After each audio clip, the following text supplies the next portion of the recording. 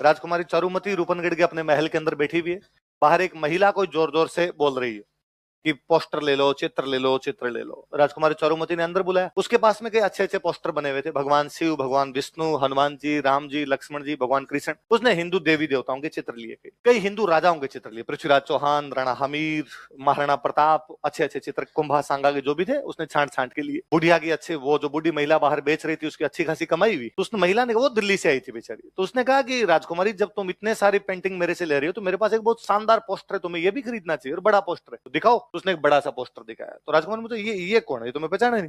अरे तुम इनको नहीं जानते, मुगलिया सल्तनत के आलमगीर जहांपना औरंगजेब स्वयं है। अच्छा, ये पोस्टर औरंगजेब का, ये भी दे दे। उसने औरंगजेब वाला पोस्टर लिया, उस महिला को सारे पोस्टर के रुपए दिए, फिर उसको कहा 5 मिनट और बैठ। फिर अपनी सहेलियों को कहा कि अपना जूता उतारो, औरंगजेब वाले पोस्टर पे मारो। तो सब सहेलियों ने औरंगजेब वाले पोस्टर पे जूते मारे, तो पोस्टर फट गया बेचारा। पोस्टर फट गया तो उसने वो इकट्ठा किया, उस महिला को दिया कि ले जाके दे देना औरंगजेब को, चारुमती ने फाड़ा। वो महिला गई दिल्ली, दिल्ली जाके उसने औरंगजेब को कहा ये तुम्हारा पोस्टर है और रूपनगढ़ की राजकुमारी चारुमती चिंदी चिंदी कर दिया, टोटे टोटे कर दिए तुम्हारे पोस्टर। औरंगजेब को बड़ा गुस्सा आया।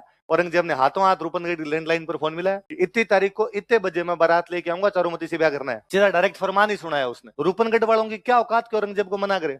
रूपनगढ़ वालों ने कहा कि सब आओ ना, उसे एक दिन पहले मिस कॉल देना, लड्डू वड्डू बना के तैयार रखेंगे हम। ये बात चारुमती को पता चली कि उसके घर वाले उसकी शादी किससे करने जा रहे हैं, उसने मना कर दिया। ये क्या तरीका होता है? और आप मेरी मर्जी के खिलाफ मेरी शादी औरंगजेब से, मेरे से बिना पूछे मेरी शादी औरंगजेब से कैसे कर सकते हो? घर वालों ने कहा कि तूने किससे पूछ के पोस्टर पढ़ा, तू भी तो कांड कर गई इसलिए करना पड़ रहा है ब्याह। राजकुमारी चारुमती ने कहा जो हुआ हुआ, मैं मेरी मर्जी के खिलाफ ब्याह नहीं करूंगी। समझाया उसको, देख तू ब्याह नहीं करेगी, औरंगजेब आक्रमण करेगा। उसने कहा लड़ लो, तो आक्रमण करेगा तो क्या हो जाएगा? तो भाई ने, पिताजी ने कहा लड़ लेंगे, लड़ने में कोई दिक्कत नहीं। दिक्कत दूसरी है, औरंगजेब की सेना बड़ी है, हम सब लड़ते हुए मारे जाएंगे, फिर औरंगजेब की सेना जनता की लड़कियों को उठा के ले जाएगी। जनता की रक्षा करने की जिम्मेदारी राजा की है। यदि तेरा ब्याह करके बाकी जनता की लड़कियां बचती है, जिस जनता से अपने टैक्स लेते हैं, तो तेरा ब्याह कर देना चाहिए। राजकुमार चारुमती ने कहा कि नहीं, आप मेरी मर्जी के खिलाफ मेरा ब्याह कर ही नहीं सकते, ये कोई तरीका नहीं है। तो भाई को, पिताजी को उनको गुस्सा, उन्होंने कहा वाह, तेरे को जो करना वो कर ले, हम तो करेंगे, वहां करेंगे ब्याह। अब राजकुमारी चारुमती सोचेगी अब क्या किया जाए, अब अपने पास में क्या तरीका बचा।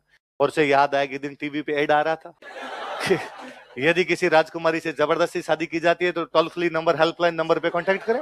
उसने राज सिंह जी के हेल्पलाइन नंबर लगाया और उनको मैसेज किया कि जिस प्रकार भगवान कृष्ण रुक्मणी का हरण करके ले गए थे और उसे अपने चरणों की दासी, अपनी रानी बना लिया था, उसी प्रकार आप मुझे अपना हरण करके ले जाइए और मुझे अपनी रानी बना लीजिए। अच्छा, राज सिंह जी के पास ऐसे मैसेज आते ही रहते थे, टोल फ्री नंबर पे तो कोई मैसेज कर देना।